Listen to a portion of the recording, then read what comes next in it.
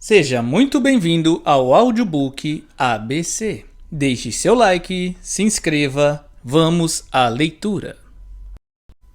Cristianismo Puro e Simples, livro 3, capítulo 9, Caridade. Eu disse, num capítulo anterior, que havia 4 virtudes cardeais e 3 virtudes teologais. As 3 teologais são fé, esperança, caridade. A fé será tratada nos 2 últimos capítulos. Tratamos parcialmente da caridade no capítulo 7, mas naquela ocasião eu me concentrei naquela parte da caridade que se chama perdão. Gostaria agora de acrescentar algo mais a essa exposição. Primeiro, quanto ao sentido da palavra. Caridade, nos dias atuais, significa simplesmente o que costumava ser chamado de dar esmolas, isto é, ajudar os pobres. Originalmente, ela tinha um sentido muito mais amplo. Você pode ver como ela adquiriu o sentido moderno. Se uma pessoa tem a qualidade de caridade, dar aos pobres é uma das coisas mais óbvias que ela faz. E foi assim que as pessoas passaram a falar como se isso fosse tudo o que está implicado na caridade. A semelhança disso, a rima é a coisa mais óbvia da poesia, de modo que as pessoas passaram a se referir à poesia como mera rima e nada mais. Caridade significa amor no sentido cristão. Mas o amor no sentido cristão não se refere a nenhuma emoção. Não se trata de um estado do sentimento, mas da vontade. Daquele estado da vontade que temos naturalmente sobre nós e devemos aprender a ter com relação às outras pessoas. Destaquei no capítulo sobre o perdão que nosso amor por nós mesmos não quer dizer simpatia por nós mesmos, mas sim que queremos o nosso próprio bem. Da mesma forma, o amor cristão, ou a caridade, pelos nossos vizinhos é algo bem diferente de gostar ou ter simpatia por eles.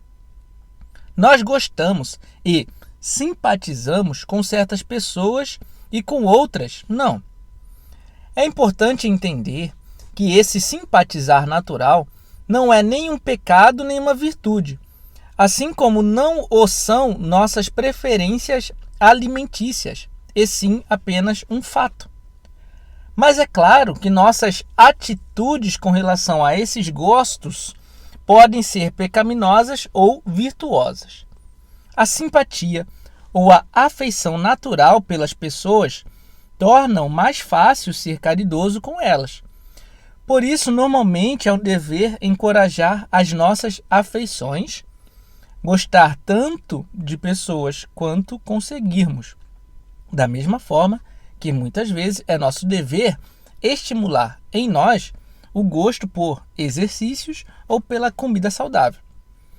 Não porque seja propriamente a virtude da caridade, mas porque é a forma de nos ajudar a alcançá-la. Por outro lado, também é necessário manter-se muito atento ao perigo de que nossa simpatia por alguém nos impeça de ser caridosos ou até injustos com os demais. Há casos até em que nossa simpatia entra em conflito com nossa caridade, no que diz respeito à pessoa da qual gostamos. Por exemplo, uma mãe amorosa pode ser tentada pela afeição natural de mimar.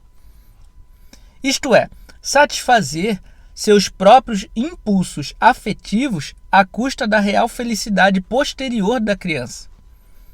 Contudo, por mais que a simpatia natural devesse ser encorajada normalmente, seria bem errado pensar que o caminho para se tornar caridoso é ficar acomodado, tentando produzir sentimentos afetuosos.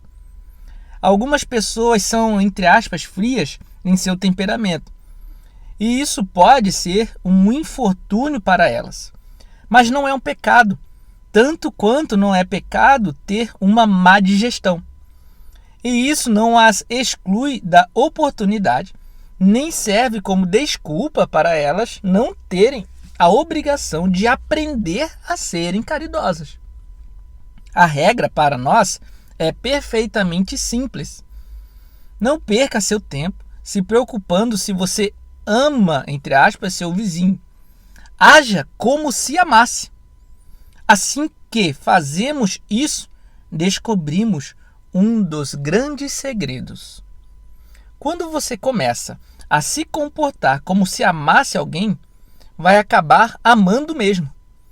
Se você for ofender uma pessoa de quem não gosta, vai acabar desgostando dela ainda mais.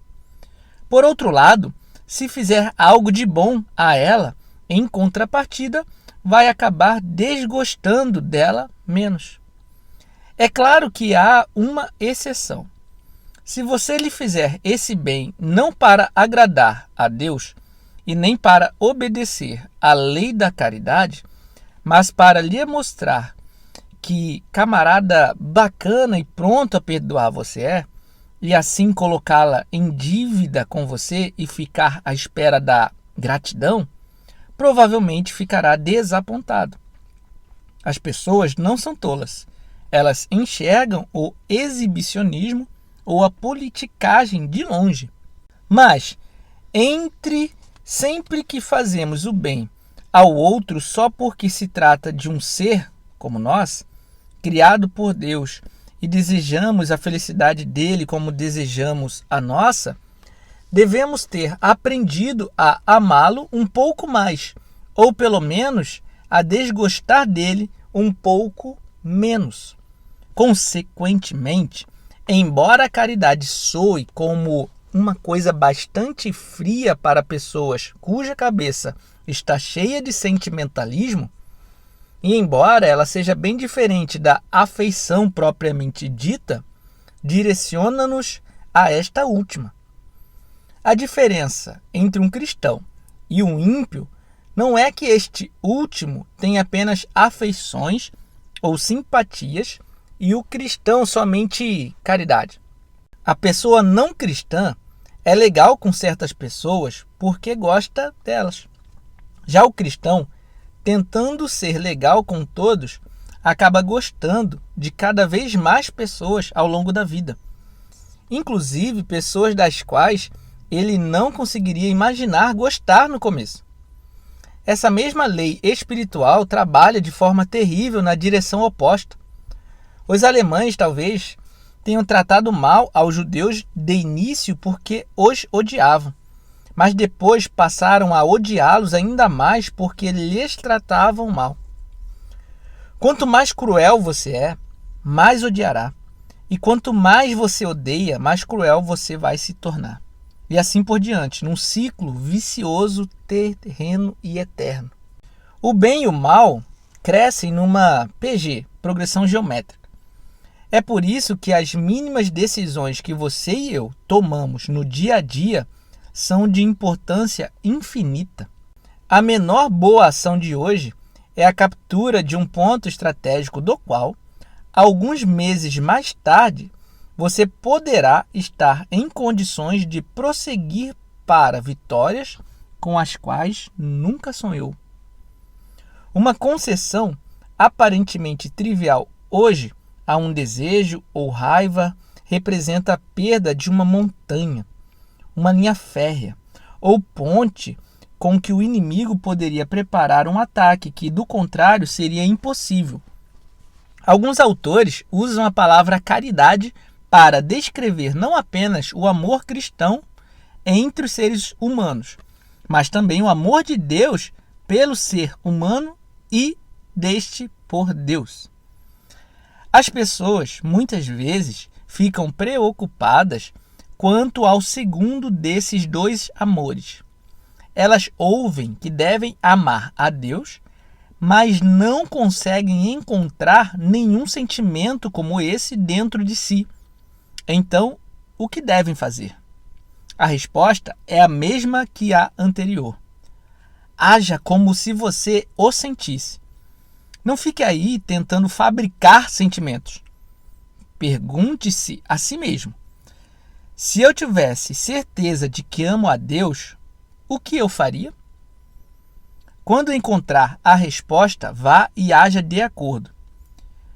De uma maneira geral, o amor de Deus por nós é um assunto sobre o qual se deve refletir com muito mais cuidado do que o nosso amor por Ele. Ninguém consegue ter sentimentos piedosos o tempo todo. E mesmo se conseguisse, o fato é que os sentimentos não são a preocupação principal de Deus. O amor cristão, seja com relação a Deus, seja com relação ao ser humano, é uma questão de vontade. Se estivermos tentando fazer a sua vontade, estaremos obedecendo ao seu mandamento. Ame o Senhor, o seu Deus. Ele nos dará sentimentos de amor, se assim desejar. Não podemos criá-los para nós mesmos e não devemos demandá-los como um direito. Mas o grande lembrete é que, embora nossos sentimentos sejam instáveis, o amor dele por nós não é. Ele não se desgasta por causa dos pecados que cometemos ou por nossa indiferença.